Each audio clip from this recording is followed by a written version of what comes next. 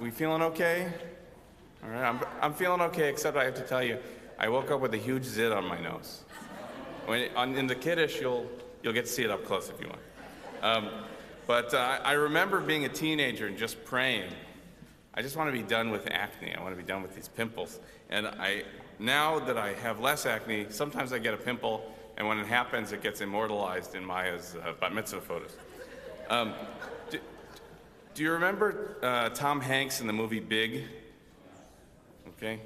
He makes a wish at the Zoltar fortune teller, and he says, I want to be big. When we're young, we dream about being done with these immature problems.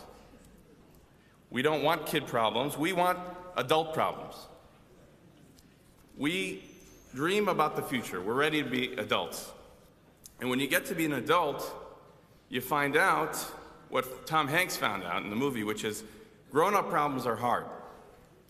They're hard and they're overwhelming, and there are no clear answers. When we're young, we're desperate for the future. And as we age, we're desperate to hold on to the present or the past. And the truth is, what we really need is some combination of all of the above. Whether we're kids or adults, we need stability. And we also need change and progress. And the answer is often not just the past and not just the future, but rather, how can we learn from the past to build a stronger and a better future? You still with me? You follow this? Here's an example, Starbucks. In the 90s, Starbucks exploded. It was everywhere. On every block, we had a Starbucks.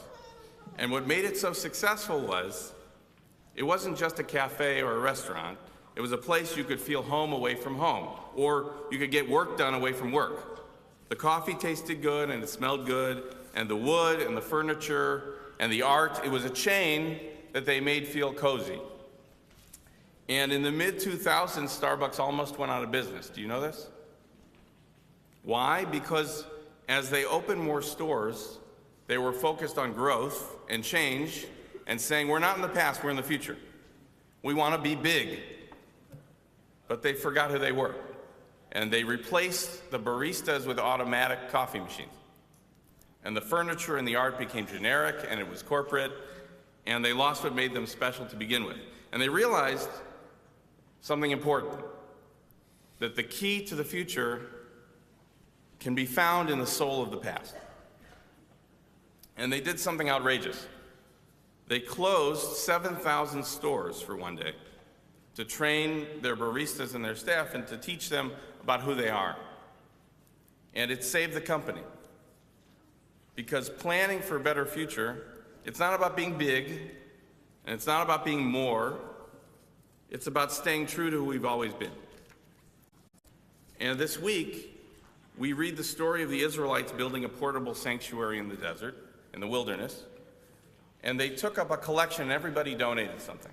Whether it was jewelry or materials or expertise, it didn't matter if it was wisdom, wealth, or work. Everybody gave based on what they had. What they got out was what they put into it. And what we know from our historians is these words may have been passed down orally, but they were first written down in this scroll at a time when ancient Israel was in a different sort of wilderness.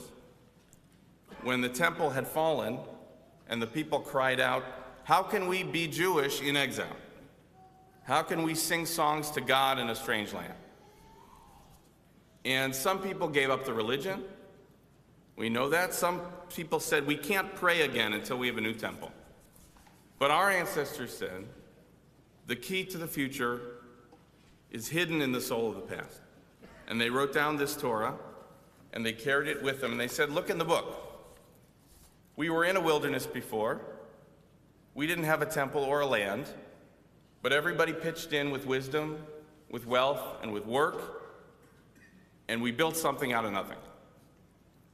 And every Shabbos, we're going to get together, and we're going to come into our sanctuary, and we're going to tell our story. When we get to be big, we find out that change is not always in our control.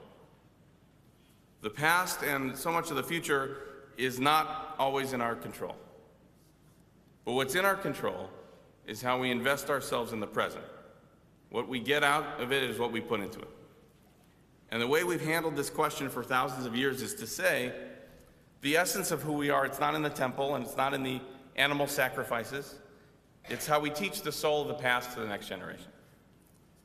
And just like Starbucks shut down to teach their baristas about their heart and soul, once a week on Shabbos, we shut down the rest of our world and our schedule to teach the next generation about who we are and who we've always been.